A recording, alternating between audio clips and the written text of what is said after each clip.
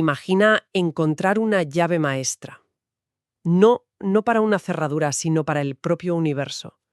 Una única descripción del espacio-tiempo que resolviera las ecuaciones de cualquier teoría de la gravedad imaginable, sin importar lo compleja que fuera. ¿Existe algo así? Bienvenidos. Hoy vamos a sumergirnos en un material fascinante. Un artículo científico de Hervik, Pravda y Pravdova titulado Espacios-tiempos universales en 4 dimensiones. Nuestra misión es desentrañar qué son exactamente estos espacios-tiempo universales y averiguar dónde se esconden, si es que existen. Es que el concepto, de entrada, es increíblemente potente y a la vez casi una herejía para un físico teórico, ¿no? Estamos acostumbrados a que cada teoría, la de Einstein, la teoría de cuerdas, las gravedades de orden superior, tenga sus propias soluciones, su propio sabor. La idea de que exista una geometría del espacio-tiempo tan fundamental, tan, digamos, perfecta, que satisfaga a todas ellas a la vez, es revolucionaria. El artículo nos propone un viaje casi detectesco, una criba sistemática para encontrar a estos unicornios cosmológicos. Unicornios cosmológicos, me gusta esa descripción. Suena a algo que es muy bonito, pero que probablemente no existe. Pero bueno, antes de empezar la caza, tenemos que saber qué estamos buscando. ¿Qué hace exactamente que un espacio-tiempo sea universal? ¿Es solo que funcionan todas las ecuaciones por casualidad? Es una propiedad geométrica algo intrínseco. La definición formal que da el artículo es muy elegante y a la vez muy restrictiva. A ver, para que una métrica sea universal, cualquier tensor que puedas construir a partir de su curvatura y las derivadas de esa curvatura. O sea, cualquier forma imaginable de medir la distorsión del espacio-tiempo en un punto. Exacto, pues todo eso debe ser simplemente un múltiplo de la propia métrica. No puede tener vida propia. A ver si lo entiendo. Es como tener una superficie tan increíblemente simple que la midas como la midas, con la herramienta que sea, el resultado siempre te va a decir lo mismo, pero escalado, de una forma u otra. No hay detalles ocultos, no hay una complejidad que una herramienta más sofisticada pueda revelar. Has dado en el clavo. Es una condición de simplicidad y simetría tan brutal que la mayoría de los espacios-tiempos con sus complejidades no la cumplen ni de lejos. Y esa simplicidad es la que le permite esquivar los términos extra que diferencian una teoría de la gravedad de otra. Claro. Como no tiene la complejidad necesaria para que esos términos se activen, pues los satisface todos por defecto. Vale, es un atajo a través de la simplicidad. Entonces, con una definición tan estricta, supongo que ya de entrada se pueden poner algunos filtros, para no tener que analizar todos los espacios-tiempos posibles, que serán infinitos. Exacto. El artículo establece 2 condiciones necesarias desde el principio, 2 puertas que hay que cruzar sí o sí. La primera es que deben ser espacios de Einstein. Esto significa que una medida clave de la curvatura, el tensor de Ricci, debe ser proporcional a la métrica. Esto ya elimina muchísimos candidatos. ¿De acuerdo? Y la segunda condición es que deben ser lo que se conoce como CSI. Son las siglas de Constant Scalar Curvature Invariants. CSI. Eso suena a que la curvatura es constante, pero el nombre parece más complicado. ¿Qué significa eso intuitivamente? Significa que si calculas cualquier escalar a partir de la curvatura, imagina que son medidores de rugosidad de distinta precisión. El valor que obtienes es el mismo en todos y cada uno de los puntos del espacio-tiempo. Ah, vale. No es solo que la curvatura media sea constante, es que cualquier medida de esa curvatura es perfectamente uniforme. No hay baches, no hay valles, no hay ninguna característica que distinga un punto de otro. Es un universo absolutamente homogéneo en su geometría. De acuerdo. Las reglas del juego son increíblemente estrictas.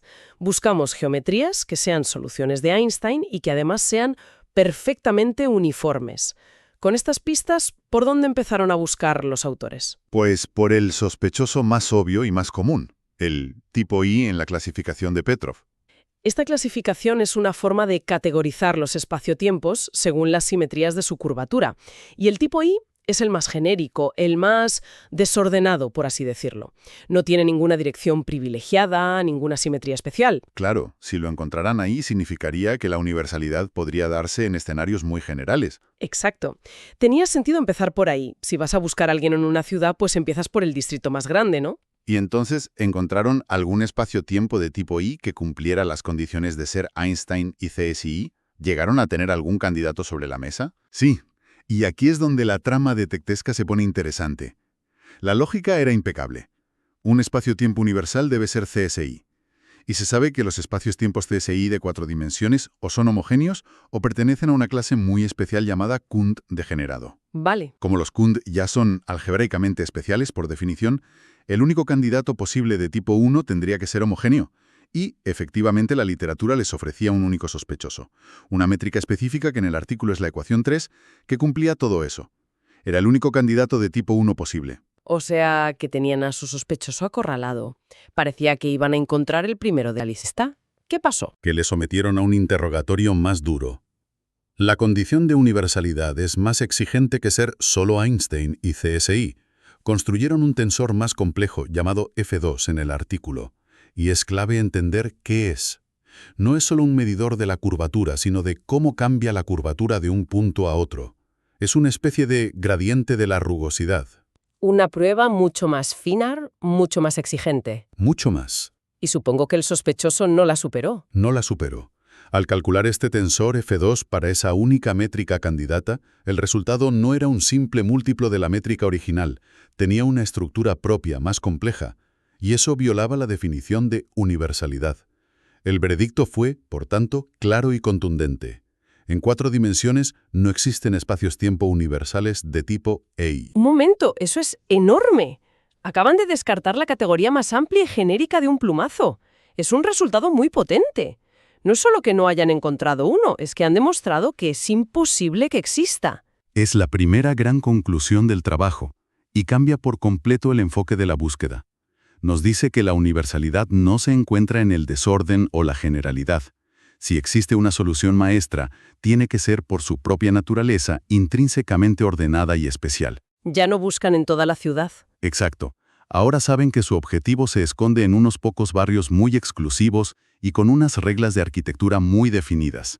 Concretamente, cualquier espacio-tiempo universal debe ser algebraicamente especial y además pertenecer a una familia llamada Kunz. La búsqueda se ha acotado drásticamente. De acuerdo, si los genéricos están fuera, lo lógico es pasar a los especiales. El artículo se mueve hacia el tipo D. Por lo que sé, estos ya son bastante más ordenados y simétricos. Mucho más. Un espacio-tiempo de tipo D tiene 2 direcciones privilegiadas. Una simetría muy marcada. Piensa en el campo gravitatorio de un agujero negro en rotación. Eso es tipo D. El análisis del artículo demuestra que, para que uno de estos sea además universal, debe cumplir condiciones extra muy fuertes. Ser doblemente Kund y recurrente. Pero bueno, todo esto se resume en una proposición final, la 1.6, que es la que da el resultado definitivo. ¿Qué dice? Que un espacio-tiempo de tipo D es universal si y solo si es un producto directo de 2 espacios bidimensionales de curvatura constante igual. Dicho así, suena muy abstracto. ¿Hay alguna forma de visualizar esto? Sí, y lo fascinante aquí es lo visual que es. Piensa en una hoja de papel cuadriculado, perfectamente plana. El movimiento en horizontal es totalmente independiente del movimiento en vertical, ¿verdad?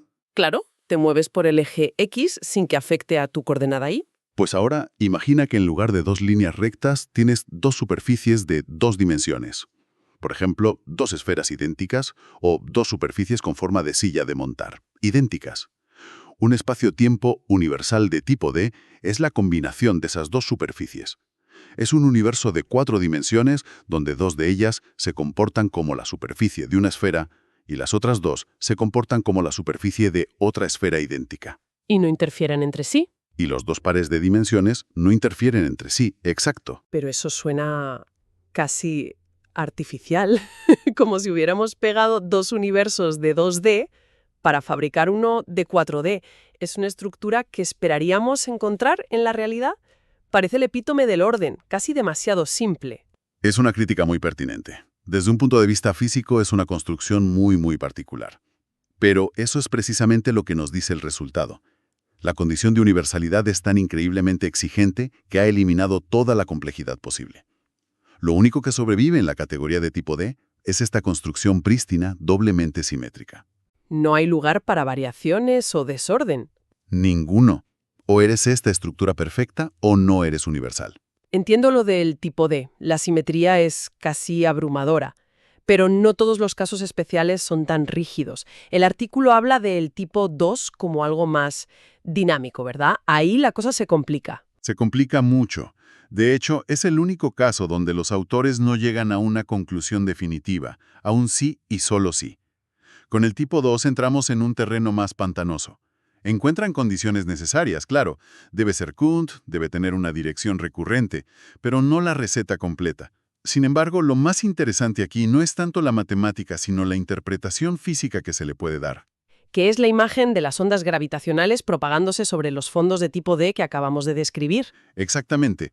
Si conectamos las piezas, el espacio-tiempo universal de tipo D es el estanque, perfectamente calmado y simétrico. El de tipo 2 es una onda, una perturbación, que viaja por ese estanque perfecto sin romper su universalidad. La imagen es muy poderosa. Mucho. El artículo incluso describe un proceso matemático formal en el que, si te alejas de la onda, si tomas un límite matemático, la perturbación se desvanece y lo que te queda es, precisamente, el fondo de tipo D original. Esa imagen de una onda en un estanque es muy potente, pero ¿es solo una analogía bonita o tiene una base física real? ¿Podríamos teóricamente detectar una onda así y ver el fondo de tipo D que hay debajo? Esa es la pregunta del millón. Físicamente, representa una onda gravitacional de una forma muy particular que no transporta energía, viajando sobre un fondo extremadamente simétrico. El problema, y la razón por la que el artículo no cierra este caso, es que definir las características exactas que debe tener esa onda para que el conjunto siga siendo universal es muy difícil. Ah. Involucra las derivadas de la curvatura, ese gradiente de la rugosidad que mencionamos antes, y unos cálculos muy complejos que el artículo identifica pero deja abiertos para futuras investigaciones. Saben que estas ondas existen, pero no tienen el mapa completo de todas las que son posibles.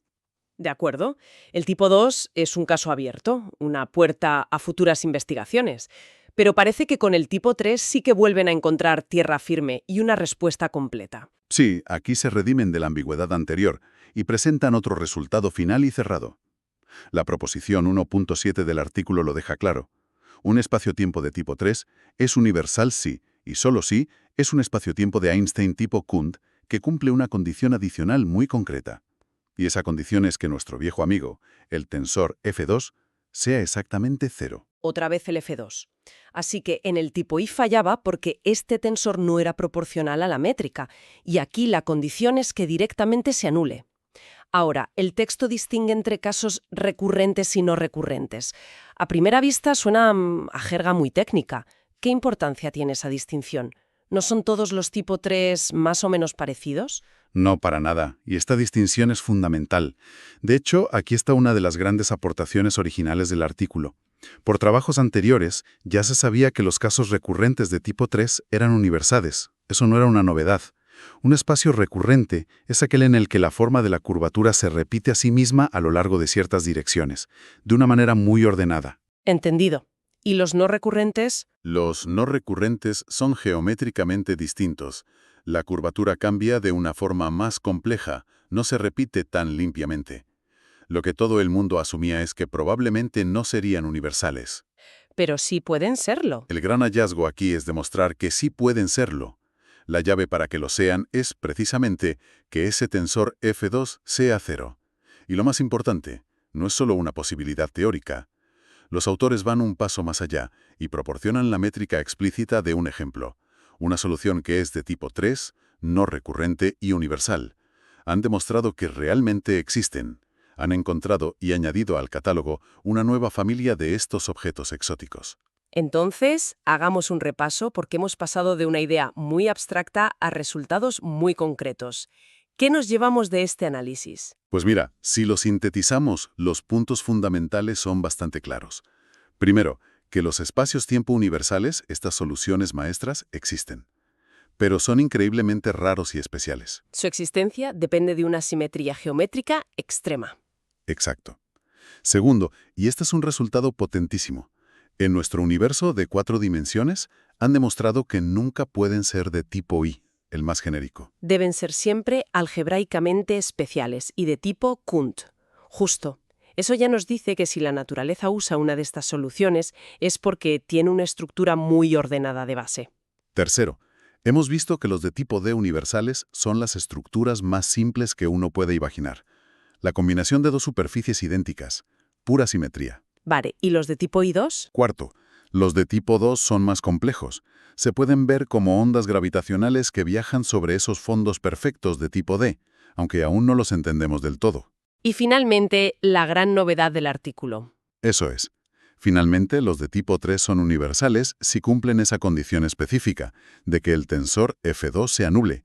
Y lo más importante es que esto incluye una nueva familia de soluciones no recurrentes que no se conocía antes, ampliando así el zoo de estos objetos. El artículo nos muestra un mapa fascinante. Nos dice dónde buscar estas soluciones perfectas y sobre todo dónde no buscarlas. Y las que existen son increíblemente ordenadas, simétricas, casi de laboratorio. Y eso me deja con un pensamiento final para reflexionar.